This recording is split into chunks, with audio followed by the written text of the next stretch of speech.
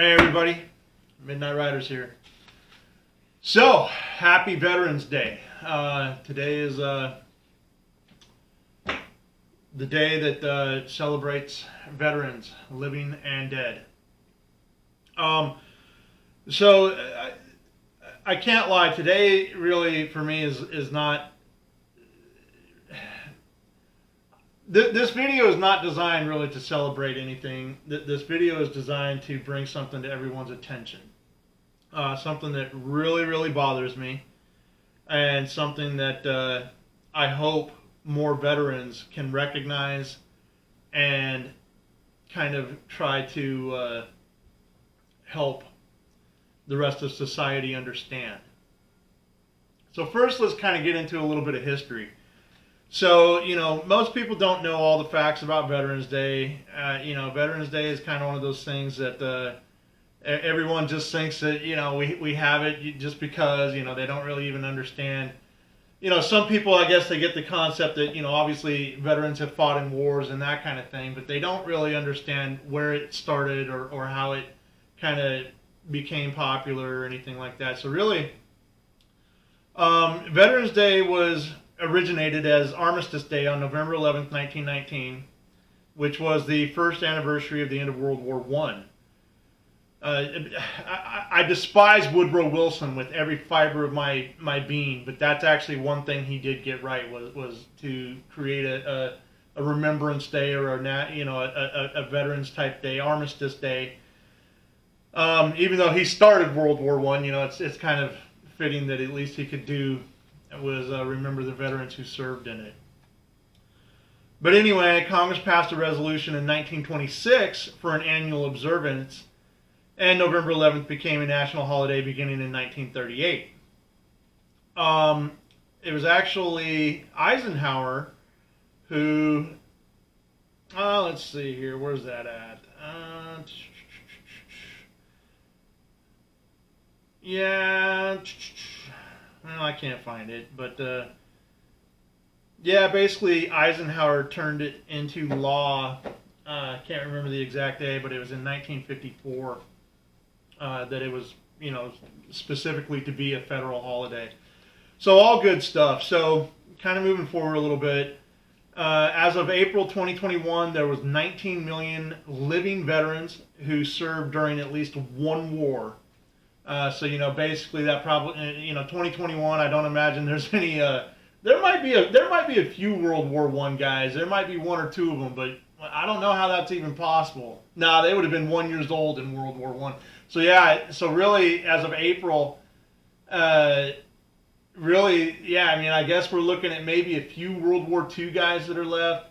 A few Korean War people out there. Then obviously the big wars: Vietnam, Desert Storm, and then Iraq and Afghanistan. Don't ever forget about the little wars, though. The Granadas and the Panamas and the Bosnias and stuff like that. I mean, most everybody even they hear about like Desert Storm and Desert Shield, but they don't hear about a little skirmish called Desert Fox, right? That happened in 1998.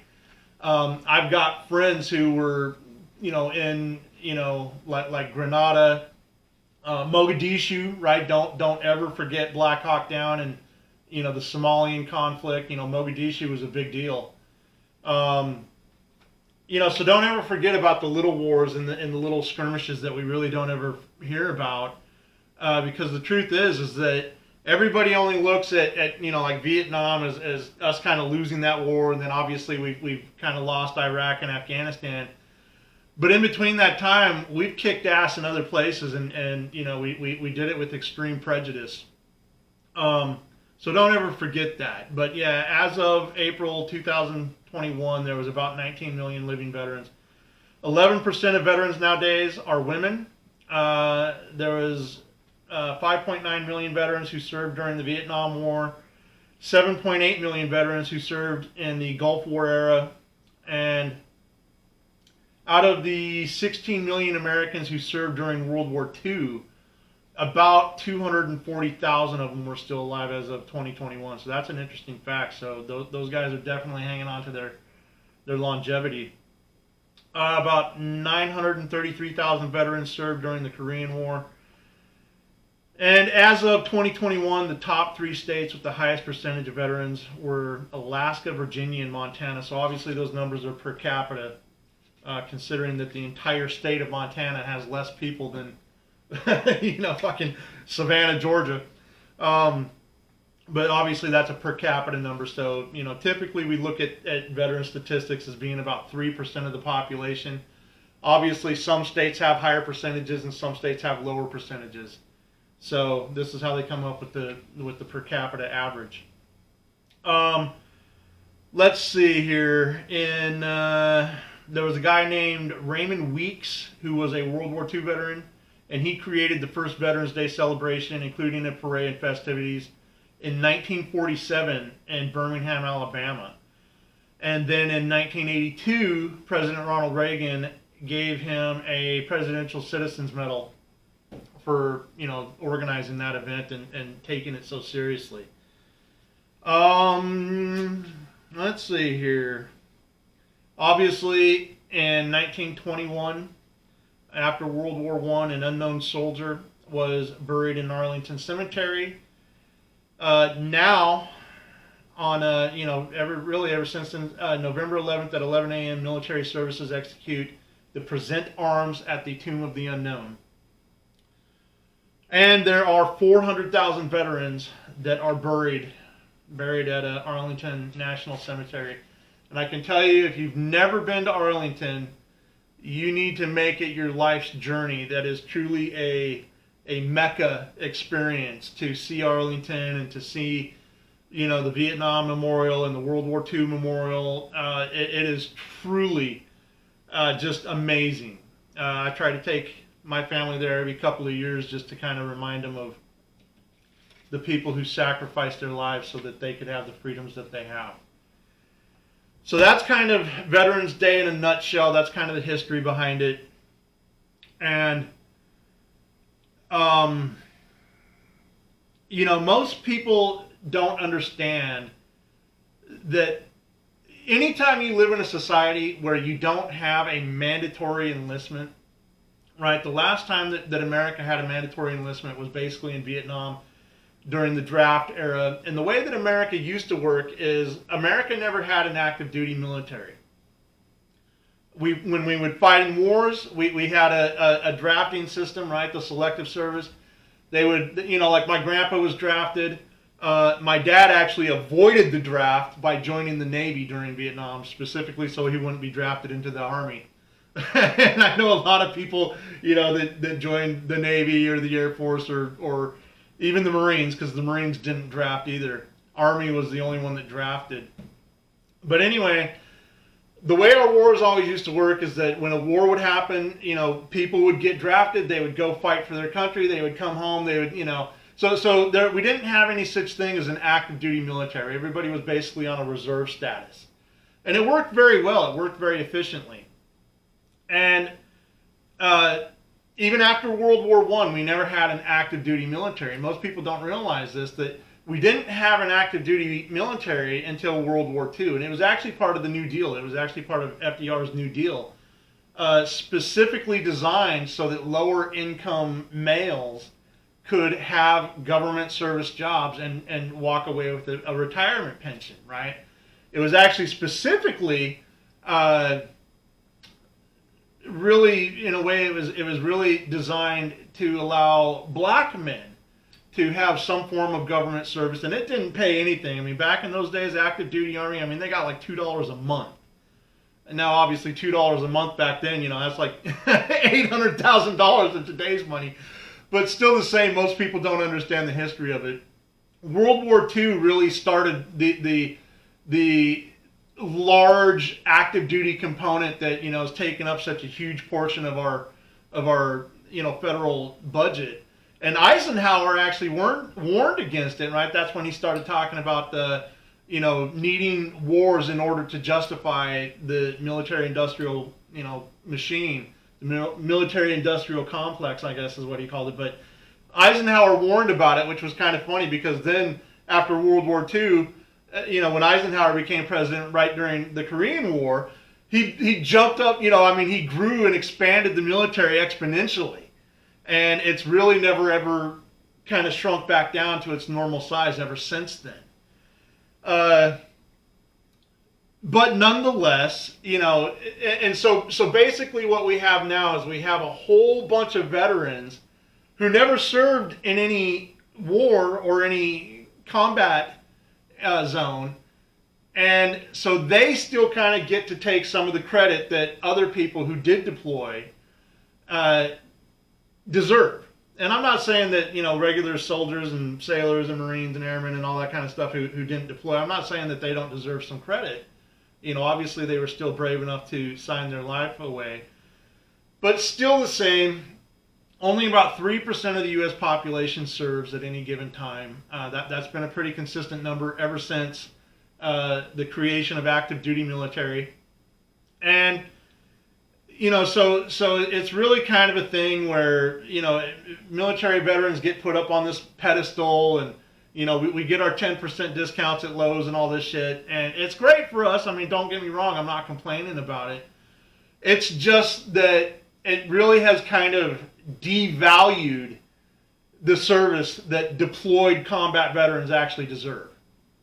And so anyway, it's really kind of a thing that, I love Veterans Day. I love Memorial Day. And believe it or not, my favorite holiday is still the 4th of July. Most people don't realize this, but the 4th of July is also kind of a celebration of military service, because the truth is that if it wouldn't have been for those brave men who participated in the American Revolution, then we would have never gotten our independence. So really, it's a celebration of a couple of things.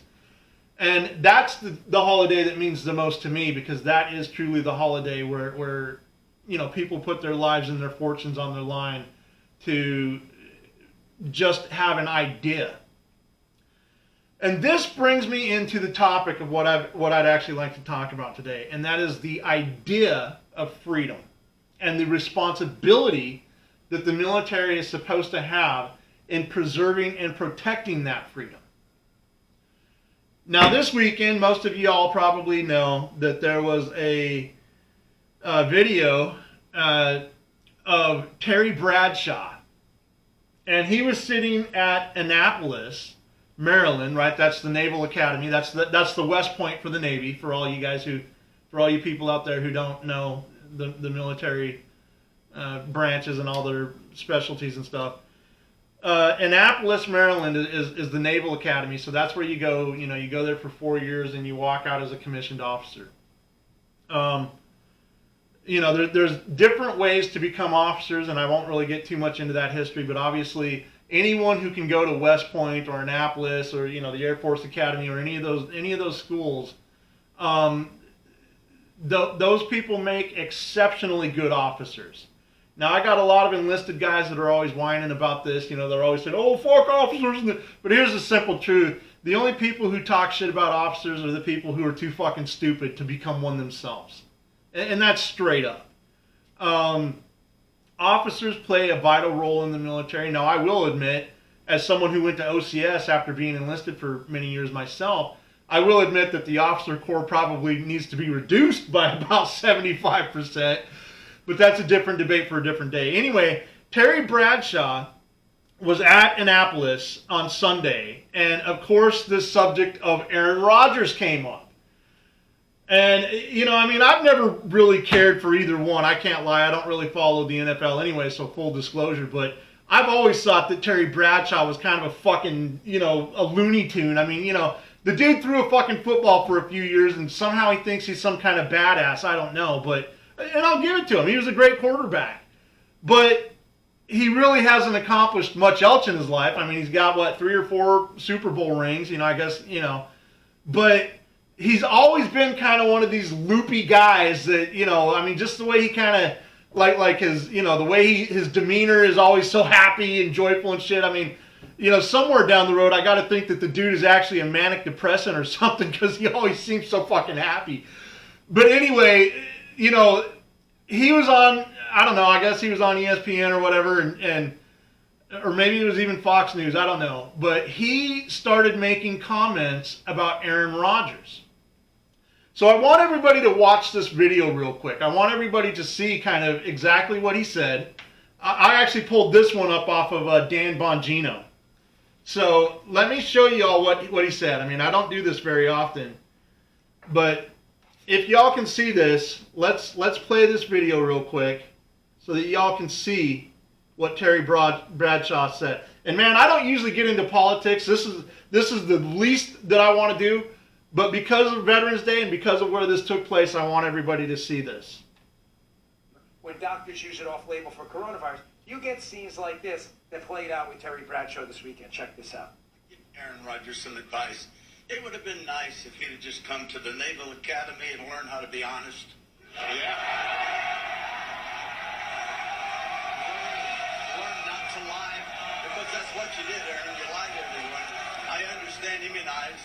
What you were doing was taking stuff that would keep you from getting COVID-19. You got COVID-19. Ivermectin is a cattle dewormer. Sorry, folks, that's what it is. We are a divided nation politically. We're a divided nation on the COVID-19, whether or not to take the vaccine. And unfortunately, we've got players that pretty much think only about themselves, and I'm extremely disappointed in the actions of Aaron Rodgers. Man. Unbelievable. Yeah. So, believe it or not, this video is actually not about Terry Bradshaw. Okay. First of all, ivermectin is a horse dewormer. It's not a cattle dewormer. So he's a fucking retard for not even understanding that. But second of all, you know, I mean, he's right that we're politically divided, and he's right that half the country believes in taking vaccines and the other half doesn't. Here's what bothers me, and I don't need to play the video again. Terry Bradshaw has the freedom to say whatever he wants to say, and I will defend that freedom till my death. Okay, that's actually not what bothers me.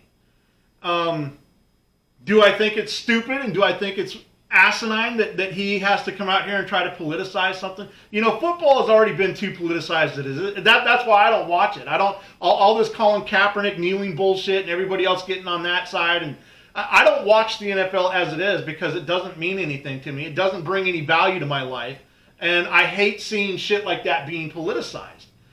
So, you know, Terry Bradshaw, you know, as dumb as he doesn't even know what ivermectin is. But on top of that, okay, first of all, he wasn't in the fucking Navy. Okay, his dad was a Navy guy, but Terry Bradshaw never served in the military. So why the fuck is he giving this lecture at Annapolis? That's my first question. What right does he think he has to give a lecture on taking people's freedom away at Annapolis? Now, here's the part that actually bothers me, though. It's not Terry Bradshaw. He can say whatever dumb shit thing he wants to say. What bothers me is that this entire class of officer cadets at Annapolis, Maryland, are cheering on his comments. That's what bothers me. Listen, the military only serves a few purposes, right? Obviously, the number one purpose is national defense, right? It is to prevent other armies from around the world from invading us.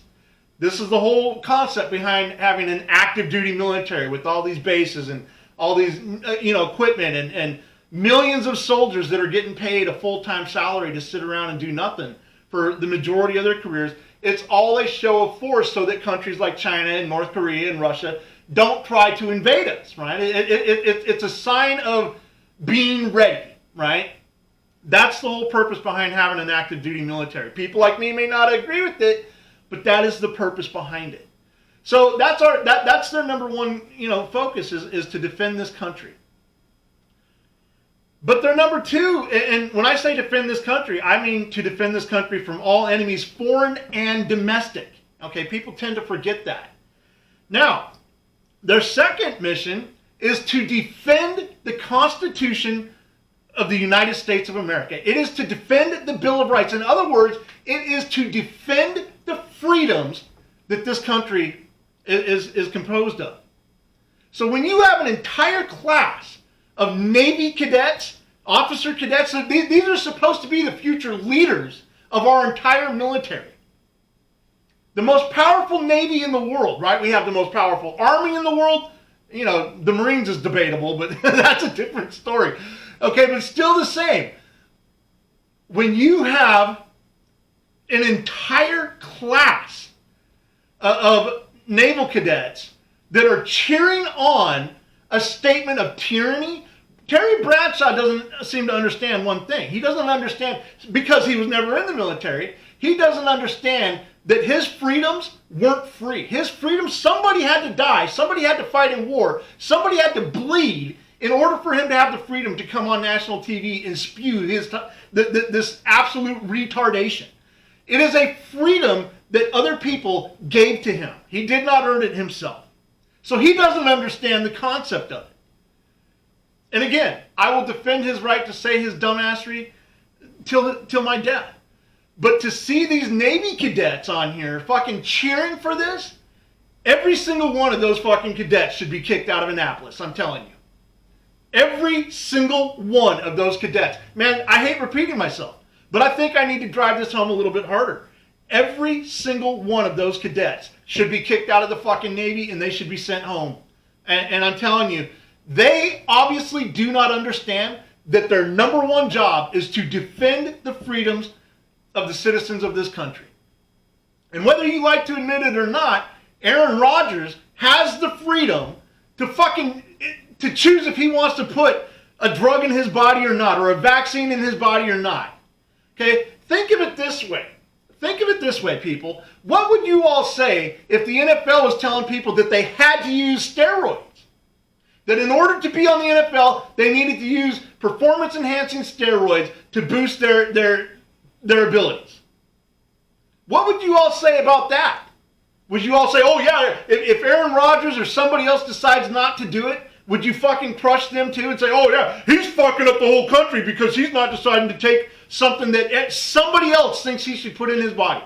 See, here's the whole thing that Terry Bradshaw and people like him, all you stupid motherfuckers on the left, you don't understand.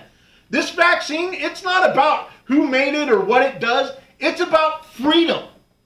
You all claim that women have freedom of choice, right? You all claim that a woman should be able to decide if she wants to fucking kill an unborn baby. But yet all of a sudden, all you stupid motherfuckers think that we need to start putting this vaccine into our bodies? What happened to freedom of choice? If you're vaccinated, you shouldn't have anything to worry about. I know. That's not how vaccines work, right? Yes, it is. Aaron Rodgers is not wrong for turning down this vaccine. That should be his personal choice. And Terry Bradshaw is wrong for trying to create tyranny, right? A tyrannical system that forces people to do something against their will like that. Now, I can tell you, as a soldier, I was highly against things like taking the anthrax vaccine, right? Taking all that stupid shit that the Army injected into me. I had no way to rebut it, though.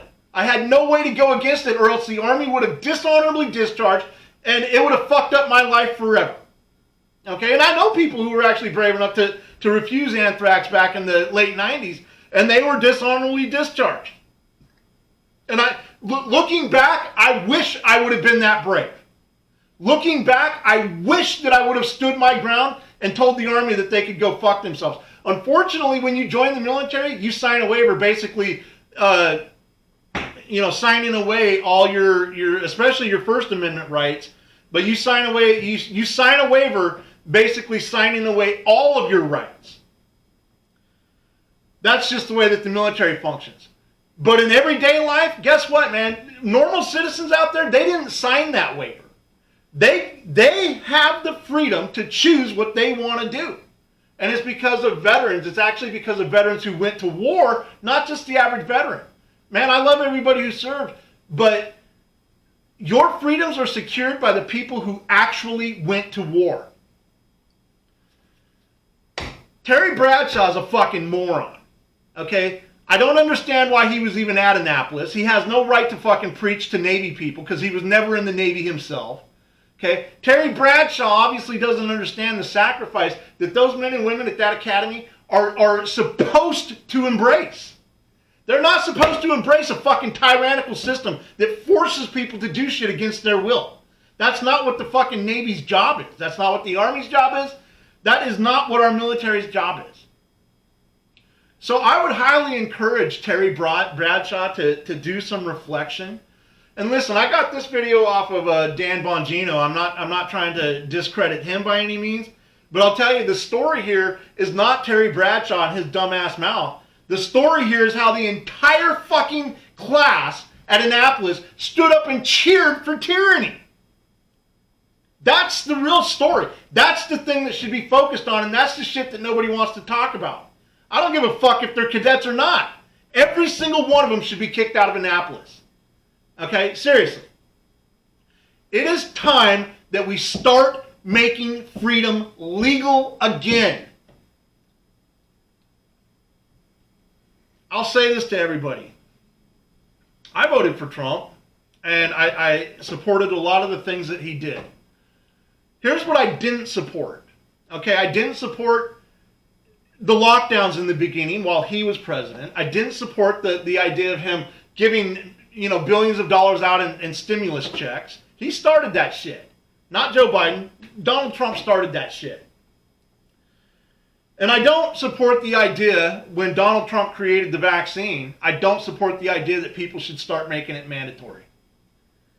I cannot believe how fucking stupid all of you people are out there who still think that this vaccine is a great idea. Now here's the thing. If you want to take it, you have that freedom.